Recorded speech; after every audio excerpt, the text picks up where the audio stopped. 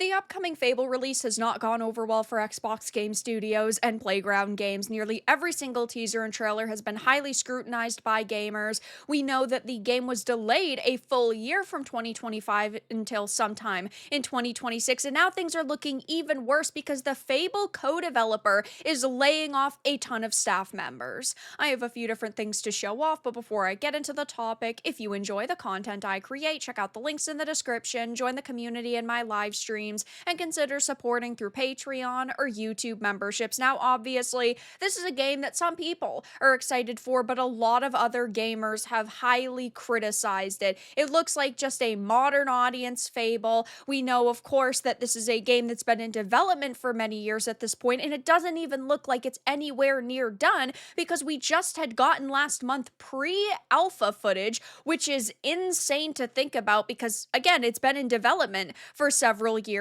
and that trailer didn't go over particularly well. It has 15,000 likes to 11,000 dislikes. I'll show that off more in a minute, but now we're finding out that the co-developer Eidos Montreal is laying off a ton of staff. So it says the trend of layoffs in the video game industry continues as game developer Eidos Montreal, which is co-developing the new Fable, has announced that it's cutting 75 jobs. Now, we do not know exactly how many people were helping develop this game, but they are known for being co-developers on larger projects, and it seems that they really only have one game going at a time. It's not like they have 1,000 staff members and it's split three ways on three different projects. That's usually not the case for them.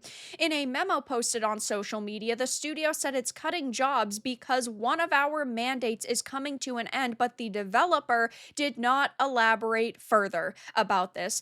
However, the studio said about affected staffers, it is not a reflection of their dedication or skills, but unfortunately, we don't have the capacity to entirely reallocate them to our other going projects and services. So basically, we just don't need you. And a lot of companies over the past couple of years have definitely overhired. They have pumped up their ranks as much as possible. And that's why we're seeing such a bloodbath within the gaming industry right now. So many layoffs happening. So it's not like this is the only company that is doing it, but it still does not bode well for Fable. Today, we informed our studio staff that we are going to let go of up to 75 valuable members.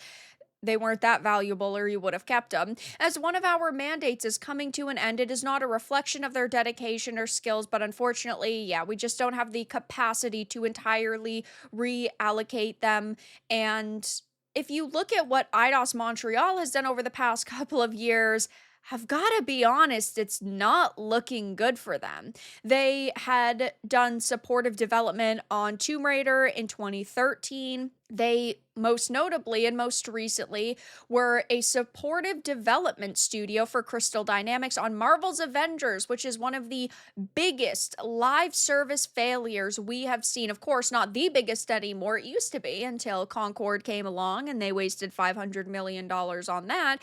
But still, Marvel's Avengers was a awful game that was highly scrutinized by gamers. And then Marvel's Guardians of the Galaxy was a game that they worked on too. Now, that went over a little bit better, but I think the problem is that people remembered Marvel's Avengers, so not a lot of people bought Guardians of the Galaxy. It did not sell the numbers that they were expecting, and now they are working on the 2026 Fable, their supportive development for Playground Games. So again, they're not like the only developer that's working on it, but they still are an integral part to the machine, and you would think a game that still is in a pre-alpha state would need as many people working on it as possible. And that right there was mind-blowing when we saw this last month. It was supposed to release in 2025, but about 2 months ago, we had an Xbox showcase and they didn't show it. And I had said, oh yeah, this is definitely getting pushed off. And it was. 1 month ago,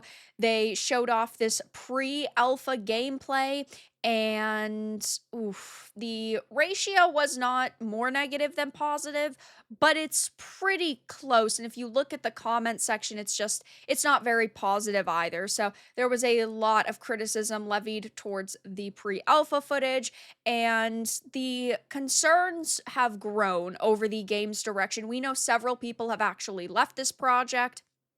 I've talked about that in other videos too, but that doesn't bode well either. In July of 2023, we saw the Fable narrative lead leave Playground Games, and we also saw last year one of the combat designers actually leaving too. So they've definitely shuffled their ranks quite a bit, which to me does not bode well because if you are super confident with a product, why are you leaving it when you were in such a high ranking position? It's not like they were just like casually one of the developers who decided I got a better job offer somewhere. Like you are a narrative lead or a combat designer. Those are people that are extremely important to the inner workings of the game and it being a success. But that happened. It says, as first reported by Games Radar, the Fable 4 narrative lead Anna Meagle has announced her departure from developer Playground Games after over 3 years with the company. So she had probably only worked on Fable, though it still, yeah, just does not sit right with me. They had previously worked on both lead writing on Ubisoft's Division 2 and the narrative lead for Remedy Entertainment's Control. So she had kind of flopped and flipped between a bunch of different companies, but she has worked on pretty big games. Announced her departure from the UK based studio on her personal Twitter account, stating that she had a busy year between work on Fable 4 and writing 2 books. She said that she would be taking some time off following her resignation. So that happened, and well, now we have, of course, all of this information about delays and, well, co-developers going through major layoffs. This is an article from February over at That Park Place.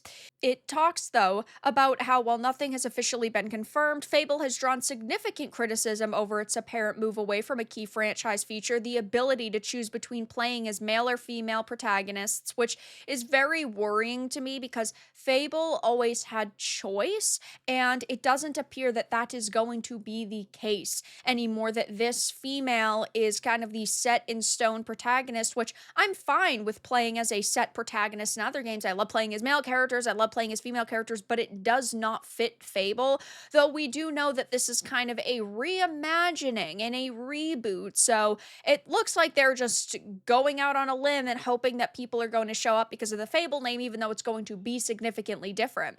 That aligns with a growing trend in Western AAA gaming where major studios have been accused of prioritizing ideology over consumer preference in character design, and female protagonists in recent titles have consistently been given more masculine features, a shift that has not gone unnoticed by longtime gamers. We, of course, have Kay Vess in Star Wars Outlaws, Mary Jane Watson in Spider-Man 2, and Aloy in Horizon Forbidden West, all characters who have received similar critiques for their noticeably altered appearances compared to past industry standards. So things just are not looking super positive for this game right now. Now, of course, it's still a long ways away, and maybe it will come out and it will be absolutely fantastic, and it's totally fine if you yourself are excited for it, but just be cautiously optimistic. Keep in mind, the ranks behind this game have changed a lot over the past couple of years. They've delayed it, and they're only showing pre-alpha footage around the time it was supposed to release, so I don't even think it's going to come out in 2026.